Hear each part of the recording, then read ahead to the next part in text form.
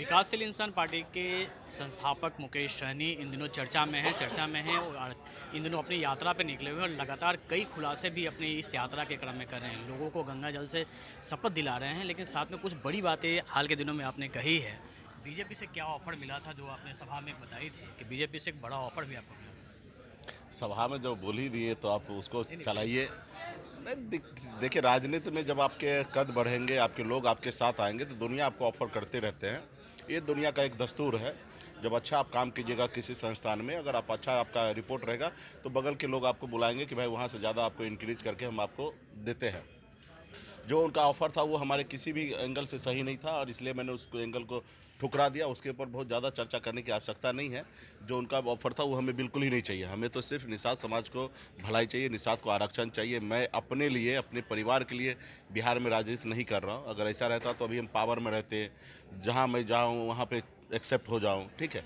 लेकिन हम नहीं चाहते, हम चाहते समाज को आरक्षण मिले। उसके सामने कोई भी पावर हमको कोई मिल दे तो मुझे पसंद नहीं है। और फिर वो पावर तो बिल्कुल ही नहीं चाहिए जहाँ पे हम गुलाम बन के रहें, कि वो उसके हिसाब से हम चले। तो ऐसी पावर कभी भी नहीं चाहिए। हमारे छोटा ही झोपड़ी है, वो अच्छा है। हम अपने झोपड़ी का शहंशाह है, बादशाह है। दूसरे के बड़े महल में जाके चपरासी नहीं बनना है, ये क्लियर हो चुका है। अच्छा मुकेश जी, एक महीना हो गया आपके निषाद आरक्षण संकल्प यात्रा के। कई साइड इफेक्ट भी देखने को मिल रहे हैं। बीजेपी में हरीश सहनी को नेता प्रतिपक्ष बना दिया गया, तो ये दिख रहा है ये साइड इफेक्ट कि अब ये साइड इफ़ेक्ट बहुत अच्छा है। आज मैं ये हमारे लोग भी मानने लगे, हम भी मानने लगे और अब तमाम मीडिया के भाई भी मानने लगे कि बिहार में हमारी ताकत उभर रहा है। कल तक नीतीश कुमार जी को कमज़ोर करने के लिए प्रदेश अध्यक्ष या नेता प्रतिपक्ष सम्राट चौधरी को बनाया गया और ये मान रहा था, लोग भी मान रहे थे और भारतीय जनता मान रहे थे कि नीतीश कुमार जी फैक्टर है। लेकिन आप ये समझ लीजिए कि आनन फानन में सम्राट चौधरी को पद से हटा देना, ज़बरदस्ती हटा देना और वो हरीश सहनी को आगे करना, इसका मतलब ये स्पष्ट हो गया कि अभी लव कुश का समीकरण जो है वो बड़ा फैक्टर नहीं है। बड़ा फैक्टर निषाद समाज है। और इसलिए मुकेश सहनी को कमज़ोर करने के लिए कि लोगों को डाइवर्ट करेंगे और मुख्य एक इस समाज में से नेता करेंगे। ये तो हम 25 तारीख को ही हमने कह दिया था। कृष्ण वाल्मीकि की हमको धमकी दे रहे कि नेता बना देंगे। हम बोले भाई मुख्यमंत्री बना दो, प्रधानमंत्री बना दो, मुझे क्या फ़र्क गिनना पड़ रहा है। हम लड़ाई जो लड़ रहे हैं, निषाद को आरक्षण आप दे दो। एक व्यक्ति को आप बड़ा बनाने से हमारा काम नहीं होगा। हमारे यूपी बिहार झारखंड में 5 करोड़ निषाद है, जिसमें 4,99,99,999 लोगों को भी चेहरे पर मुस्कान आना चाहिए, सिर्फ एक व्यक्ति को नहीं आना चाहिए। तो ये मुझे खुशी है और मुझे लगता है कि बहुत अच्छा हुआ कि नेता प्रतिपक्ष बनाए। बिहार में निषाद को कौन पूछता था, कौन जानता था। आज हम लोग की लड़ाई से अगर कोई बिहार में नेता अपना बना दे और भारतीय जनता पार्टी जैसे पार्टी जो देश के दुनिया का सबसे बड़ी पार्टी है, वो हमारे समाज को अगर नेता प्रतिपक्ष देना तो अच्छी बात है। इसलिए हमने उनको बधाई भी दिया है। और आज देखिए कि हर चैनल में हर जगह पे निषाद निषाद चिल्ला रहे हैं।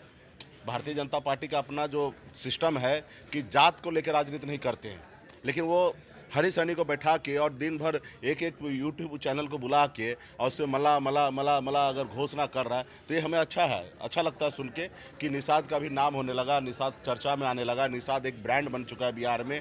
लोग मानने लगा कि निषाद का वोट बैंक हमें लेना है और जब उनको लेना है तो निश्चित तौर पर उसके बदले में उनको कुछ देना पड़ेगा। हम भी वही चाहते हैं कि भाई अभी 2024 का चुनाव है। एक तरफ मोदी जी को तीसरी बार प्रधानमंत्री बनना, विपक्ष को प्रधानमंत्री बनना है, तो निषाद को क्या, निषाद को भी प्रधानमंत्री तो बनना नहीं है। तो हम निषाद को क्या दीजिएगा आप, तो हमें आरक्षण चाहिए। ये बताइए कि 24 की तैयारी अब शुरू हो चुकी है, हर पार्टी करना शुरू की, तो आपकी कितनी सीटों पे तैयारी है? क्या लगता है कि आप देखिए, हमारे लोग तीनों राज्य में हम काम कर रहे हैं। ऐसे तो कई राज्य में हमारे लोग हमें मानने पहचानने लगा कि देश में हमारा एक नेता उभरा है और मजबूती से लड़ाई लड़ रहा है। लेकिन 3 राज्य में सक्रिय होकर राजनीति करें। 134 लोकसभा सीट है, ऐसा कोई लोकसभा सीट नहीं है जहां हमारे जिला अध्यक्ष नहीं है, प्रखंड अध्यक्ष नहीं है, लोग हमारे नहीं है, काम कर रहे हैं। लेकिन इसमें हमने जो ABC 3 कैटेगरी में हमने सीट को सेलेक्ट किया, जिसमें से हमें 60 सीट ऐसा है जहाँ हम निर्णायक है और जहाँ पे हमारे साथ जो दोस्ती करेगा वो 60 लोकसभा सीट जीतेंगे और जो दुश्मनी करेंगे वो 60 को उसको हारना पड़ेगा। तो इस उद्देश्य से हम सब जगह फोकस रख के उसी तरह से 80 जिला में यात्रा भी निकाल रहे हैं कि उस क्षेत्र में हम जाएं और वहाँ के लोगों से कनेक्ट हो और अपनी बात को रखें। तो निश्चित तौर पर जब चुनाव लड़ने की बात आएगा तो हम ज़्यादा से ज़्यादा सीट पर चुनाव लड़ने का कोशिश करेंगे और उस समय किस गठबंधन से जाएंगे, क्या करेंगे, वो समय आने पर बात होगा। अभी तो हम उम्मीद करते हैं कि प्रधानमंत्री जी निषाद को आरक्षण लागू कर दे और फिर तो मैंने कह दिया कि एक भी सीट नहीं मिलेगा तो भी चलेगा। हम तो यहाँ तक कहे कि माननीय प्रधानमंत्री बोले प्राण मांगे तो हम प्राण देने के लिए तैयार हैं, सीट तो छोड़ दीजिए। तो मुकेश सहनी अपने पत्ते कब खोलेंगे? पते यात्रा खत्म होने के बाद, छठ पूजा करने के बाद 20 नवंबर के बाद हम पता खोलेंगे और पूरा स्क्रिप्ट रेडी है। मतलब तभी ये ट्रेलर है। पिक्चर रिलीज हम आपको 20 नवंबर के बाद करेंगे। हमारे साथ मुकेश सैनी जो साफ तौर पे कर दे कि पूरी स्क्रिप्ट तैयार है, बस ट्रेलर बाकी है। कैमरामैन ऋषिनाथ के साथ अमिताभ ओझा, पटना न्यूज़ 24।